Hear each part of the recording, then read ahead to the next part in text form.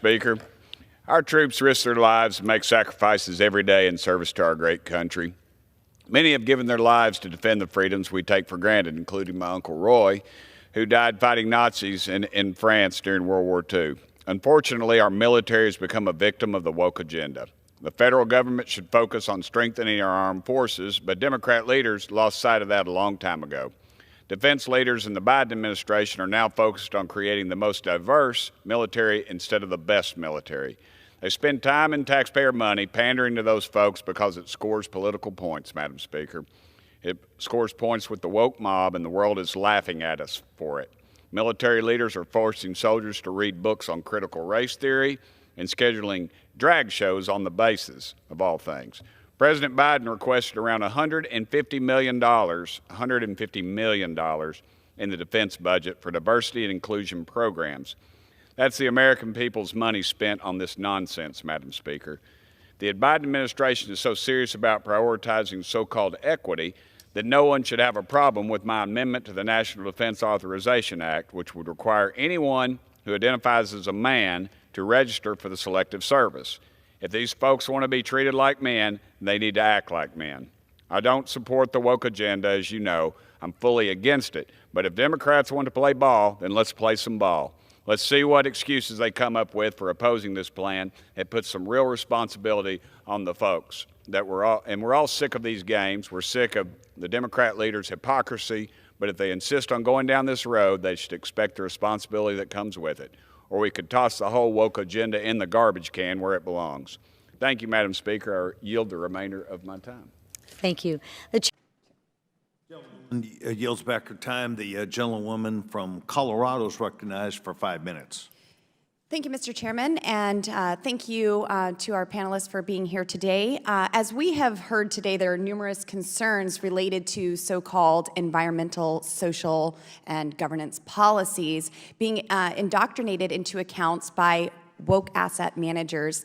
Today's hearing will help us better understand what Congress can do to ensure that activist stakeholders will not encourage woke corporate activism, as we have seen recently with Anheuser-Busch, Disney, and even Nike. Because as we all know around here, when you go woke, you go broke. So Attorney General Reyes, for background, could you elaborate on how asset managers can violate their duties by signing ESG pledges? Sure, there are a number of ways. There are federal laws that could be implicated. There are state laws, including state consumer protection laws, state securities laws. There are common law contractual agreements that fiduciaries can violate. All of those different laws come into play. And one of the reasons why we've filed a lawsuit against the current administration's Department of Labor rule, weakening the fiduciary role and the duty and the responsibility of fiduciaries, is because we think it, among other things, violates major questions, doctrines, violates the APA, the Administrative Procedures Act. So all of those different ways are legal reasons why we're concerned, Congresswoman. When you hold yourselves out as being objective and you represent to your customers and your shareholders that you are being objective, then you must live up to that and not have a predisposed, predetermined end goal in mind. And I'll make one comment. My colleague and my friend, the good treasurer, mentioned proxy advisors don't vote the shares. He's right. But in many ways, they're de facto voters because many of those fiduciaries have so many thousands of different investments that they rely almost solely on the proxy advisors. And when the fiduciaries are part of the same horizontal agreements as the proxy advisors, they're all part of one and the same scheme, there really is no free market in that. And they keep talking about free market, and that's why we're here, because there's nothing free about the coercive nature of these arrangements. And Mr. Ray, as you stated in your testimony, horizontal organizations are made up of asset managers, banks, and insurance companies. Now, I'm aware several state attorney generals are investigating several of the net zero banking alliance groups, including JP Morgan Chase. What have those investigations found to date? Not ready to disclose all of our findings yet, but I will say comfortably enough that we are continuing our investigations, and we hope that you would... So, Mr. Reyes, considering the Silicon Valley Bank has collapsed and JP Morgan Chase bought the bank, has there been any indication that there's been any involvement in ESG policies that there's been while reestablishing the bank? There may be, but I'm not willing to comment on that based on our investigations. Thank you so much. Attorney General Marshall, as the Department of Labor under the Biden administration has considered requiring fiduciaries to consider ESG in employee retirement savings decisions, several 401ks and thrift savings plans allow managers to use their voting rights on behalf of these retirement accounts. A prime example of this is BlackRock, a primarily left-wing activist fund that uses its status as the fiduciary for several investment funds to coerce companies into introducing these ESG politics into their retirement account savings. How can Congress help ensure that these companies are not introducing ESG policies into their investment funds and instead are maximizing returns for future seniors that will need to live off of this money in these accounts? You know, Congressman, one thing that we heard earlier from one of your colleagues is how partisan this issue is. This body has demonstrated through the Senate by attempting to overturn the new safe harbor rule under ERISA in saying that it was an improper way to consider the investments for 152 million Americans in their retirement accounts. This body can clarify clearly under ERISA the role of a fiduciary, what that means for the investment return of the individuals who have invested their accounts, and make it clear that objective criteria, not subjective ESG criteria, are used for making those decisions. Thank you very much for that suggested solution. And Mr. Chairman, I yield. The gentleman is recognized for 5 minutes. Thank you, Mr. Chairman. I read the gentlelady's amendment, and I was inclined to support it because obviously we want the Constitution Subcommittee to vindicate free speech rights on colleges and university campuses. But then I heard the gentlelady debate for it, and it seemed as though the focus of the amendment was more about the adults in the system that are the instructors than the students who are in the system. Could the gentleman yield? And I, certainly. Not at all. Mr. Gates, Congressman, not at all. The concept is to allow students to learn. The only way they're learning is if a professor opens it up. I disagree. My time at Florida State University, some of the things I learned most weren't directly from the professors, from the collaborative experience and environment, the extracurricular activities. But textually, I think the gentlelady is accurate in wanting to define the scope of the work of the subcommittee. But I do want to reflect for a moment on my concern that we seem to believe that the free speech rights of the instructors are somehow untethered from the academic mission of the university and untethered from the interests of the state as expressed through their elected leaders. At many of these colleges and universities, they are not separate from the state government. They are but an appendage from the state government. In most cases, they receive most of their funding from the state government. The tuition and scholarships that students furnish for their education, often provided through state government programs. So it doesn't seem improper at all, in fact, for a state government to say, well, maybe we want a particular institution to have a focus on agriculture and mechanical work, and we want another institution to focus on building great nurses, and maybe we want none of our institutions to teach students to hate each other based on immutable traits like their race. And I, as a taxpayer of Florida, am very pleased that my governor and my state legislature are working to ensure that the curriculum that students receive is timely and relevant and in accordance with industry standards and different certifications that prepare someone for the workforce, not the woke force. Yield to Chairman Jordan. Chair recognizes Ms. Luna from Florida for 5 minutes. Beforehand, I want to publicly say congratulations on your great news. Thank you. It's like the best kept secret in Washington. I'm expecting, so yeah, thank you guys. And I thought it was interesting. How many members of Congress have delivered a baby? I'll be number 12, so it's 0.1%. 20 in the history of Congress. 12. 12. 12 female, 12 ladies have delivered babies while in Congress. I think that's a pretty interesting statistic. So congratulations, and you're recognized for 5 minutes. Thank you, Chairman. I want to start out by saying I think investments made on behalf of the American people by assets managers should serve in the interest of the investor, not woke ideologies being pushed by corporate financial institutions and to entities like the SEC. Honorable Reyes, I actually really liked how you kind of unloaded with some facts, and so if I have time at the end of this, I want to yield to just kind of let you speak on what you think it's important for the American people to know. But if I could just real quickly ask you a few questions. What are the challenges faced by companies in dealing with increasing numbers of shareholder proposals, especially those related to ESG metrics? Well, they're being forced to themselves choose a path that may not be yielding the best returns to their own investors. They may be forced to make choices that push their own customers away from their own products. I mean, there are a whole host of different problems that this type of pressure can have on a particular company. And then on the other side, there are a lot of problems, as we've already discussed extensively, with investors and the potential loss of capital investments. All of those things are problematic, Congresswoman. How often are clients informed that their asset managers are prioritizing ESG metrics over their financial return? No, their asset managers are required to disclose what they're investing in, but I don't think it's readily apparent to most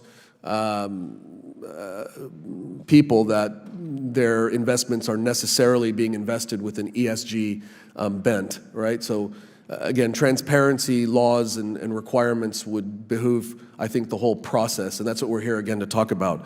Not the policy, but the process, how this is being effectuated. Is it being done fairly and in a free market, or is it being done coercively? I think it's very interesting that obviously there are many things that my colleagues across the aisle and I probably disagree on. Probably agree on some and mostly disagree on most.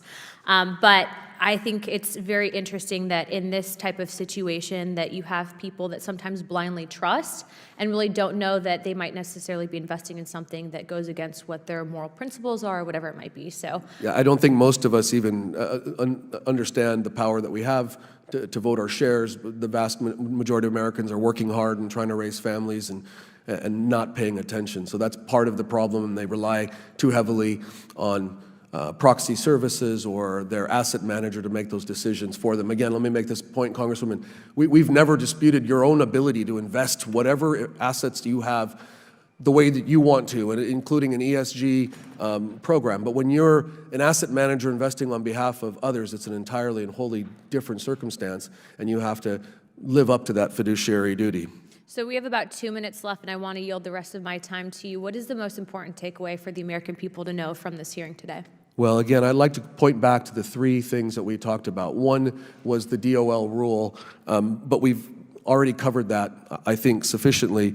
The second, going back to why the SEC would not exclude a shareholder proposal that violates state laws, against anti-discrimination laws, and that's something that I hope that the committee will take up and have a hearing on. The SEC could have easily excluded that. They chose not to. And again, this is in the context of proxy groups. It was because of my contention, the pressure of a proxy service, that the shareholders garnered enough votes. They didn't win, but they came a razor's edge of prevailing, 47%, to literally put their own company in harm's way by violating a number of state laws.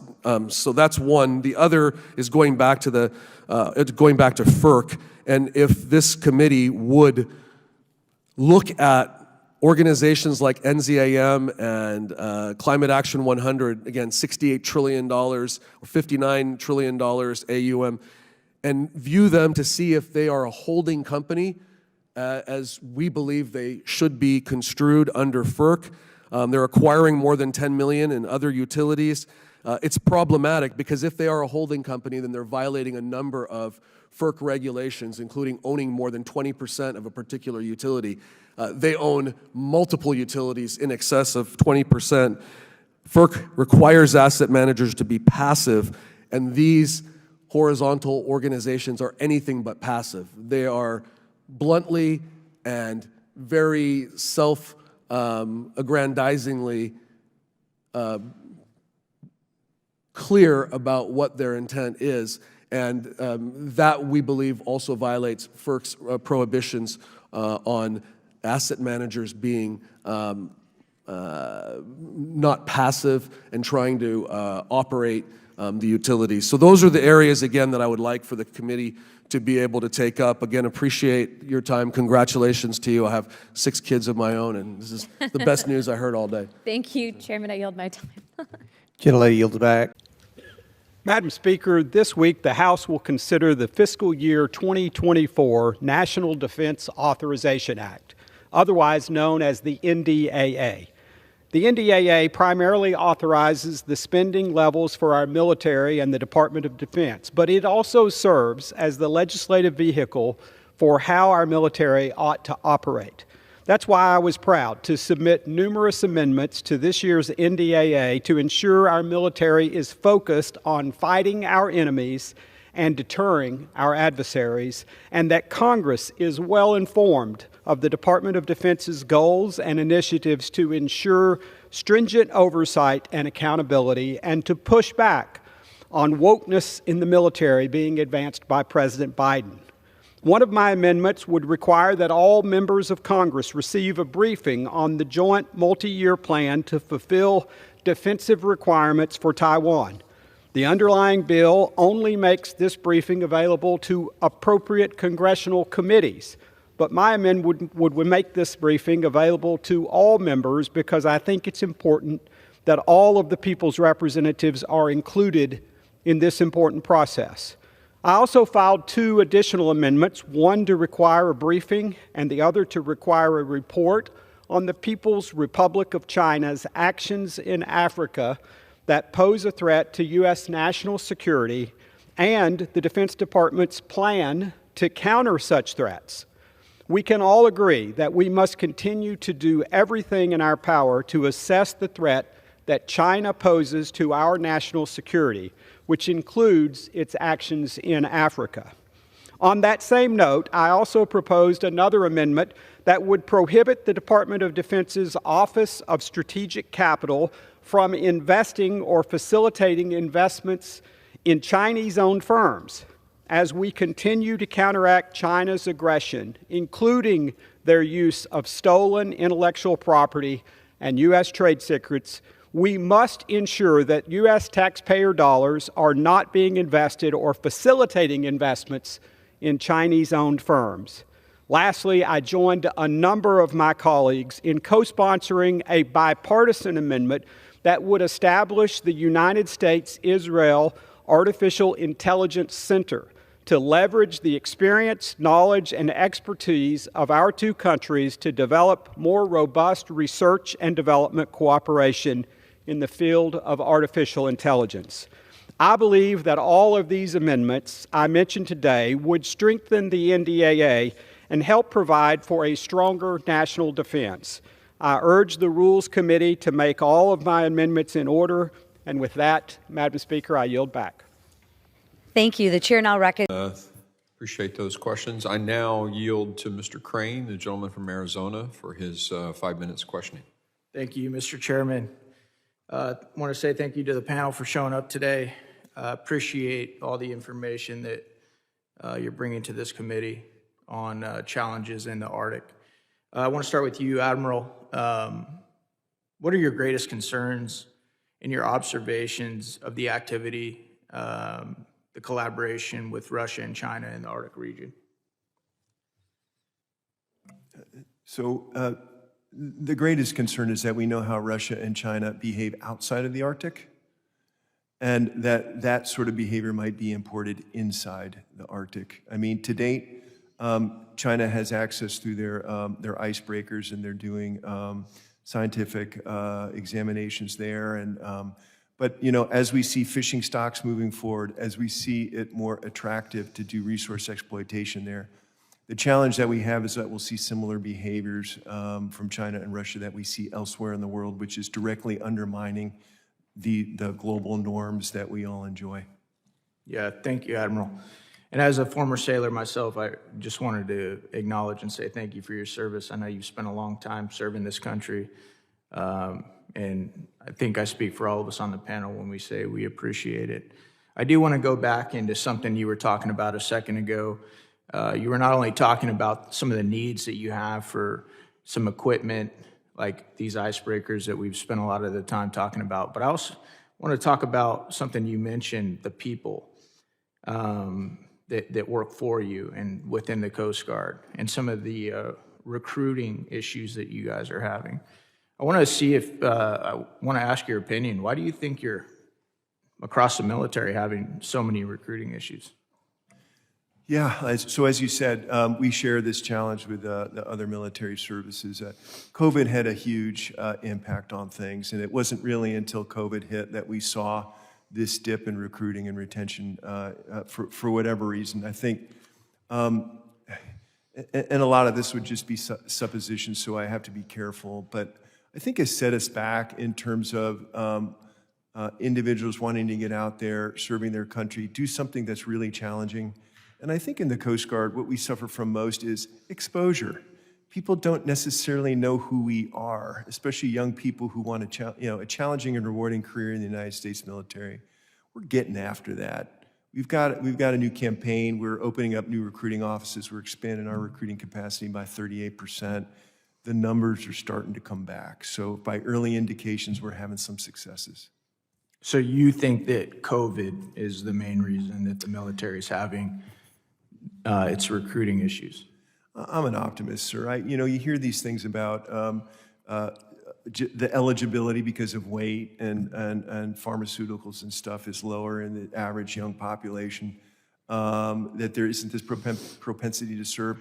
I hardly disagree. I think there are a lot of great young Americans out there who just don't know about the Coast Guard, that if they knew that we are law enforcement, that we're military, that we clean up the environment, that we serve the American people, I think we'll have a lot more folks coming in.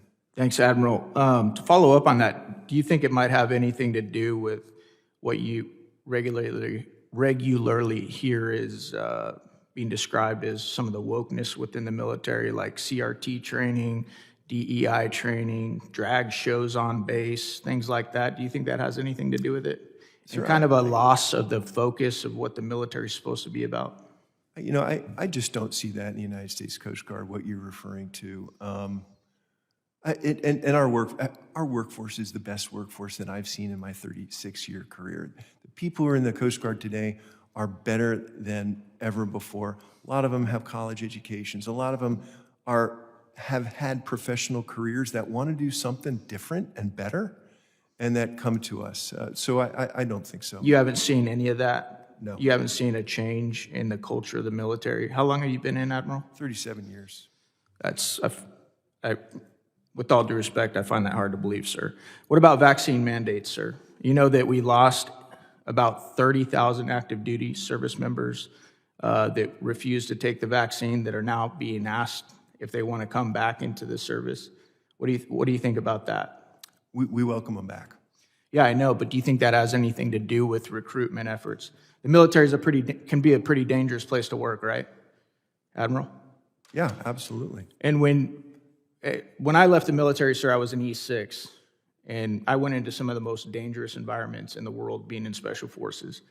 It was a lot easier for me. It was very easy for me to go into some of those spots knowing that my leadership actually cared about my well-being. But when service members, regardless of whether they're in the Marines, Coast Guard, Navy, etc., when they don't believe that their leadership is motivated by their well-being, but they're just, in the case of the vaccines, making them take experimental vaccines, knowing that the survivability rates were about 99.9%, and they didn't see the need for it, that's a problem. And it makes some of these young individuals question whether or not their welfare is going to be looked after, whether or not they're going to start a family and set down roots in a community and then be forced out for something like that. Do you think that has anything to do with the recruiting problem?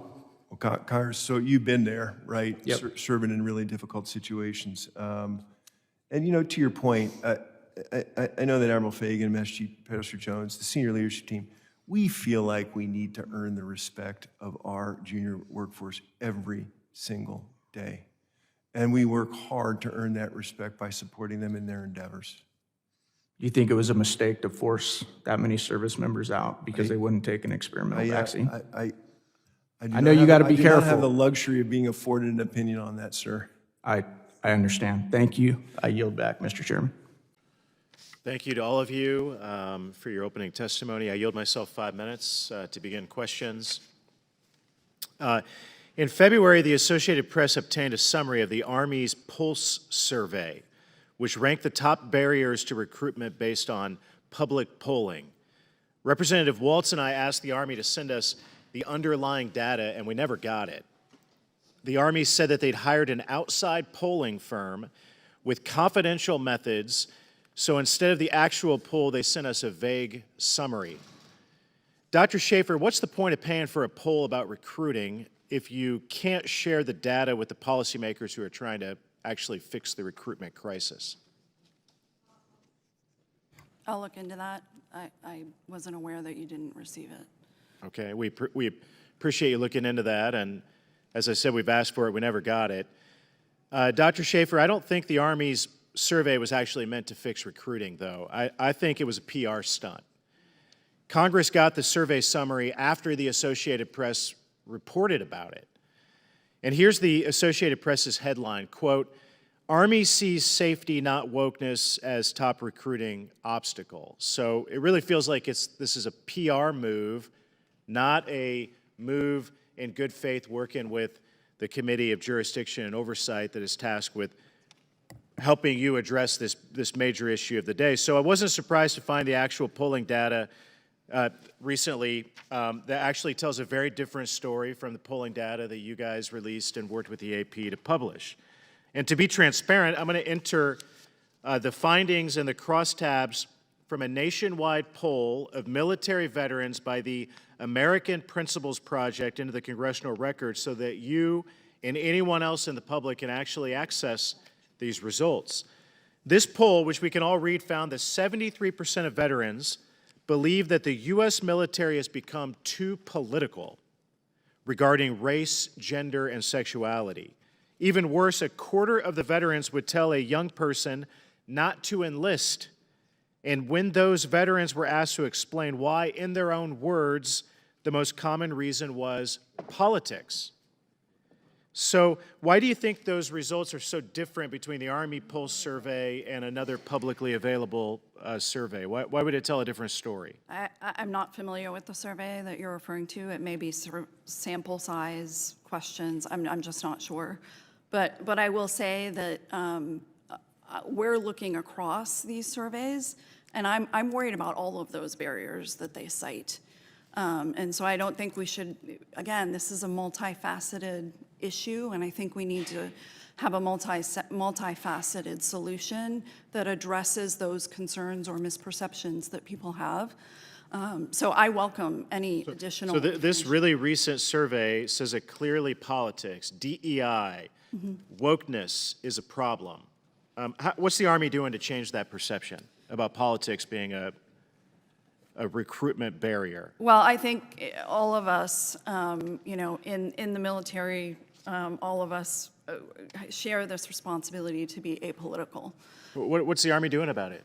So we are demonstrating that we are being apolitical. I think our policies are really centered around our service members, maintaining readiness, first and foremost, quality of life issues, and trying to really get the message out about, again, the value of service. So you're telling us that you're trying to express that the Army is apolitical, but how are you doing it? How are you doing that differently? How are you doing that to address the issue that so many people are claiming is a real reason that people aren't joining the Army. Because So of I'm politics. not sure why there is an underlying perception that we are political. I don't know what that is, and I think we need to dig into that more. Interesting. Dr. Schaefer, 4 out of 5 recruits come from military families. And these veterans are saying the military is too left-wing and political, and they're telling their relatives not to enlist because of it. I mean, would you disagree that wokeness is a top recruiting obstacle for the Army? If people have that perception, I think that we need to address it.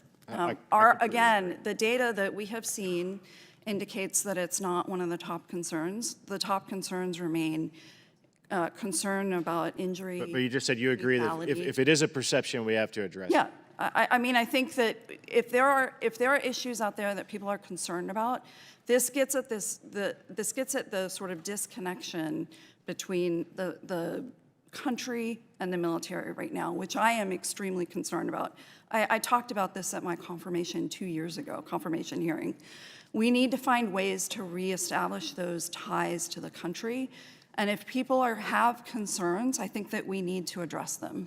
Okay, I ask for unanimous consent to include into the record the on-message survey to make it publicly available, and without objection, so ordered. I yield to Ranking Member. At the desk. Clerk will designate the amendment. Amendment number 34, printed in House Report number 118-158, offered by Ms. Green of Georgia. Pursuant to House Resolution 614, the gentlewoman from Georgia, Ms. Green, and a member opposed to each will control 5 minutes. The chair recognizes the gentlewoman from Georgia. Thank you, Mr. Speaker. My amendment, I'm asking the House to support, strikes the funding for the Office of Resolution Management, Diversity, and Inclusion. The Office of Resolution Management, Diversity, and Inclusion in the VA is charged with promoting woke DEI initiatives. My amendment would strike over $86 million of funding for this woke office, which provides trainings for VA employees to teach them about their implicit bias. Just for you to understand what implicit bias means, because it was something I had to look up myself, it is described in ACORN. Implicit bias refers to a person's unconscious attitudes about other communities that can affect their behavior to those members. Unconscious attitudes, we are funding $86 million for people to be trained about things they feel that they don't know they feel. This makes absolutely no sense for the care of our great veterans. Instead of spending millions of tax dollars on woke ideology, we should put that money towards making the VA an agency that actually helps our heroes and our great veterans who served our military and our country and desperately need good care. When I'm at home in my district and I speak to veterans there, that is what I hear them talk about to me constantly. Is their care that they want to receive at the VA, but yet they're failed so many times. Sick and injured veterans suffering with PTSD, depression, mental illness, and on the verge of suicide don't care if VA employees serving them have checked their white privilege. They just want to get the treatment that they need.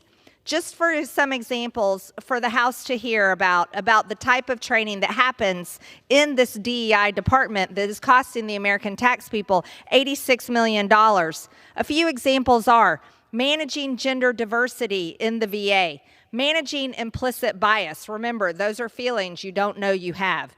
Valuing workforce diversity and workplace inclusion.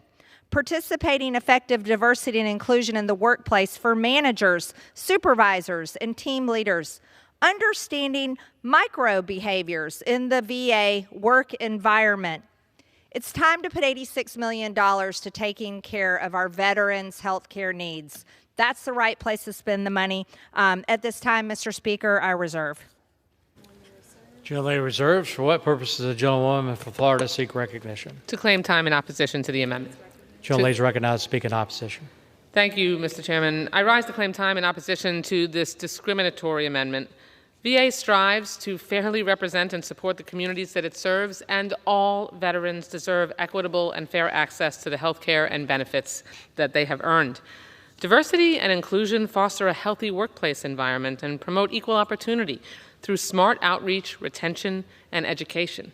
Our veterans despite the sponsor's denial of a more greatly diverse VA, our veterans increasingly are diverse themselves, and they deserve that. The bill already rejected the budget request to fund the Office of Resolution Management, Diversity, and Inclusion at the levels needed to support the department in 2024, and instead holds the office flat at the same funding level provided in 2023. And now this amendment seeks to eliminate the already inadequate funding in the bill entirely. What is so threatening about the Office of Resolution Management, Diversity, and Inclusion? This office, among many things it does, prevents harassment and discrimination problems. I can't imagine why we wouldn't want to combat that, why we wouldn't want to make sure that everybody is able to come to work or to be treated at the VA in an even-handed and fair way. It heads off costly legal problems for the VA and saves taxpayer money in the long term, which I thought was something that our friends on the other side of the aisle are interested in. I believe the real issue is that our friends on the other side of the aisle don't like the increasing diversity that is occurring in this country.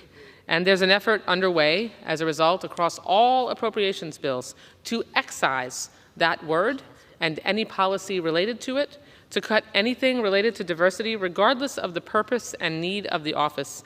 This is an inherently discriminatory, unfair, bigoted amendment, and I urge my colleagues to oppose it, and I reserve the balance of my time. Jolie reserves. Jolie from Texas is recognized. Sorry, from Georgia, I'm sorry. Thank you, Mr. Speaker. The great news for all of us here today, as the Constitution declared long ago, is that all of us are created equal. And it's time that we start acknowledging that in all of our funding, in all of our departments, and all across America, as well as our veterans are created equal. So we don't have to spend $86 million on educating everyone on how different they are. It's time to start treating everyone equal. As far as sexual harassment claims, private businesses all over the country are able to handle these without having special diversity, equity, and inclusion departments to handle sexual harassment. That's usually handled in human resources or among managers that can handle the situation. Management has always been a problem in the VA.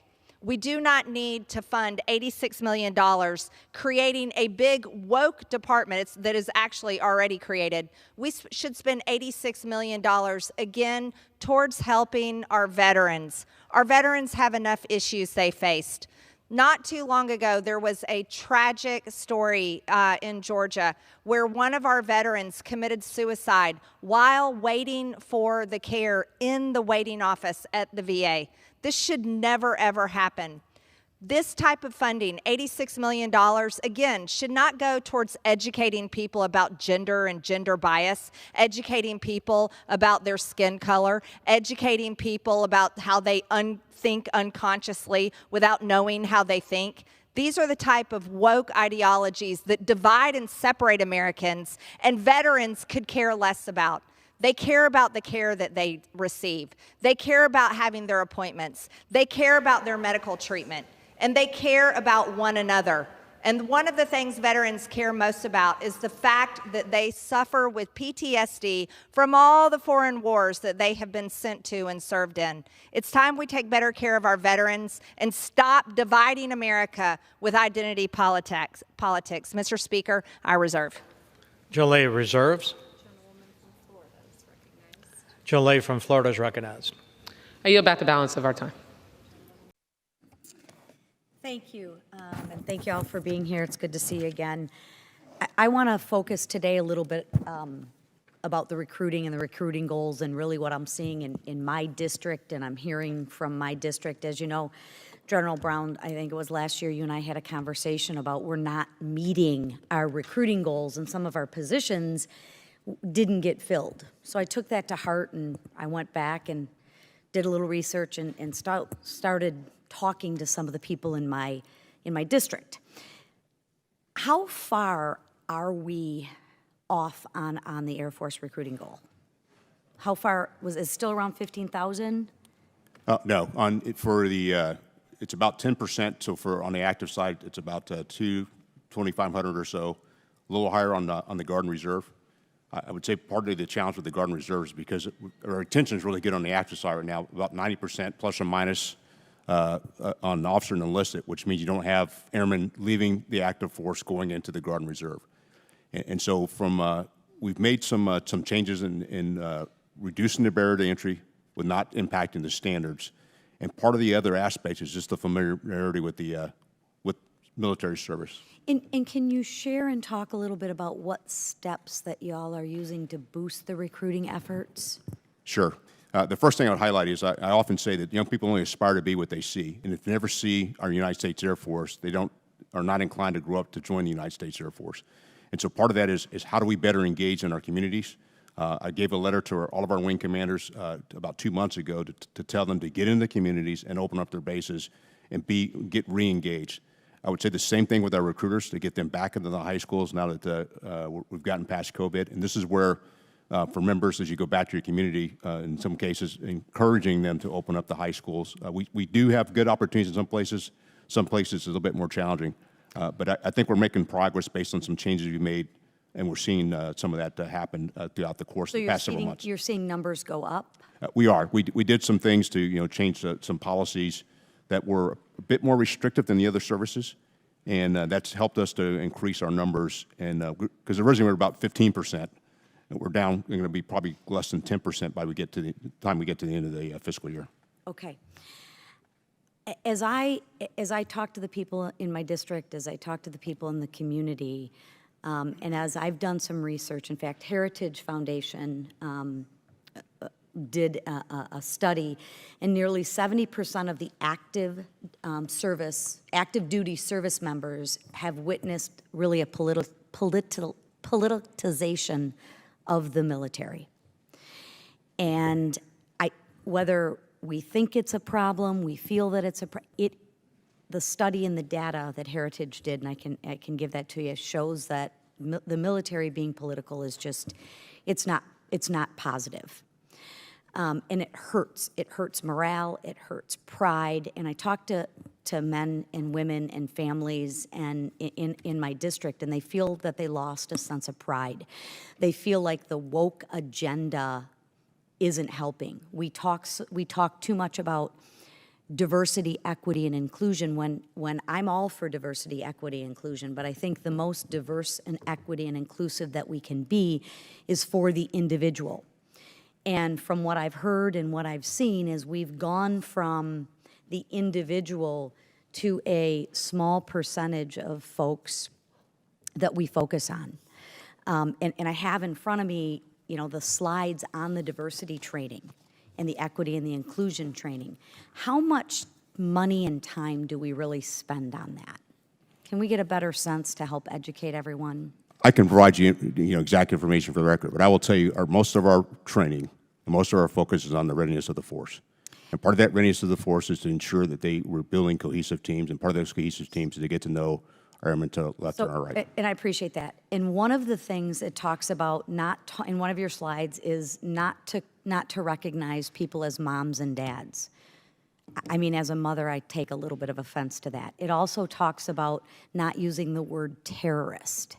Can you explain why we wouldn't use the word terrorist and mom and dad? I think you got to get that message out, because I think a lot of people are really frustrated and they feel like we're polarizing as opposed to coming together. What I would tell you is that what I perceive is we're misreading some of the aspects of the things we're trying to do as we move the Air Force forward, and then we look at how we build cohesive teams. And so part of the building the cohesive teams is getting to know our airmen. Gentleman's time's expired. Our gentle lady's time has expired. Good to see all of you here. Today was an important victory for our men and women in uniform who risked their lives to keep us safe. It was also an important victory for every American in this country that wants to see our military focused on our enemies abroad, not on wokeness and all of the indoctrination attempts you're seeing within the Pentagon. And there was a massive rebuke of that far-left ideology and the push that we've seen under the Biden administration. These aren't things that Barack Obama did when he was president. Joe Biden has tried to change the focus of our military. And what you saw today and over the last week is Republicans and Democrats coming together to say, let's focus on our enemies all around the world. There are still bad actors out there that want to do us harm. There are still countries like China who are investing in a different kind of military that we need to be focused on.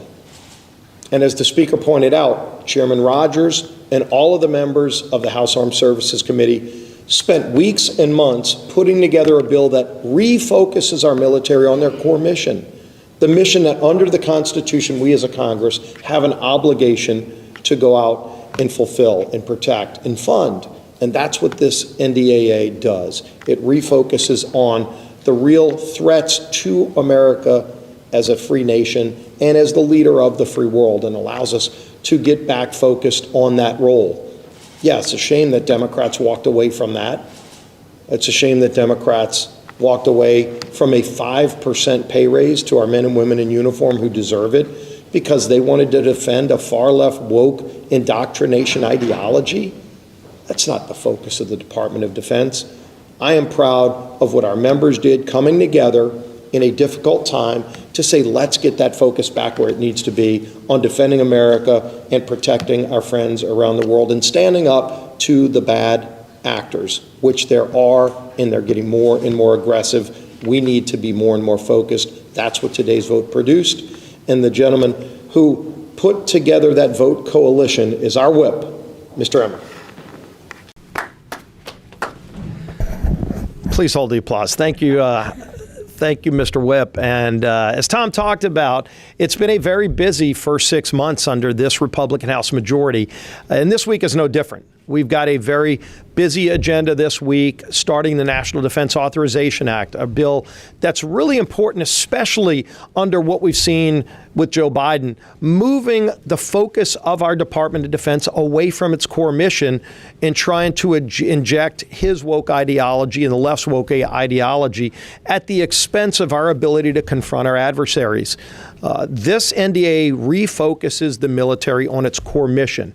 One, making sure that we give the tools to our men and women in uniform, not just a pay raise, but the actual tools that they need to go out and be trained properly, to go out and have the best military technology in the world to combat adversaries who want to do us and our allies around the world harm. And that's what this is focusing on, the threat that the Chinese Communist Party is posing on the world. Biden has gotten so far away from that. This NDAA refocuses what has been needed for a long time, a conversation about how we properly fund our nation's defense. And you're going to see a robust amendment process, over 200 amendments made in order. That process is continuing. We're still having more conversations, but we've already got an agreement on a large number of amendments that we will start taking up today, start voting on tomorrow through the rest of this week, and then ultimately passing the bill. While we're doing this, there is a lot of other work going on. Our oversight committees are doing robust hearings. You're going to see the FBI director this week, the FTC administrator coming up this week, and she was rebuked again by the courts, trying to inject her radical ideology to block the ability for companies to merge to make those American companies stronger. She's continued to try to impede that ability in the court. Once again, you saw yesterday in the Microsoft case, striking that down. So you're going to see the hearings to hold this administration accountable. And then we're bringing more legislation to address some of the problems we've seen. I've been working with our committee chairman on a number of things that frankly have not been focused on the way they need to. Jody Arrington and Chairman Comer are working on a task force that will be looking into improper payments that are going out. The sixth largest expenditure item in the federal budget, sixth largest, are improper payments going out to people that don't deserve them. Over $250 billion last year were sent to people that don't deserve them, including some people in foreign countries getting things like COVID relief. Checks going out to people for tax credits who don't exist, who don't even have valid Social Security numbers, people that are here illegally, getting taxpayer benefits for programs that are only supposed to be limited to American citizens. Again, $250 billion we've already identified in improper payments, and Joe Biden doesn't care that this money is going out the door. These are hardworking families who are working hard, struggling under the weight of Biden's inflationary policies, having trouble paying for their electricity bill, for food at the grocery store, and then they find out that the sixth largest item that the federal government spends money on is sending checks to people who don't deserve that money while they're working 2-3 jobs in some cases to barely get by. So we're going to be aggressively rooting that out as well. So we're going to keep working while American people continue to expect to see this administration try to reverse the trend, but they're not. But in the meantime, we're going to keep doing our work. With that, unless Harrison has a first question, I'll take somebody else's. Yes.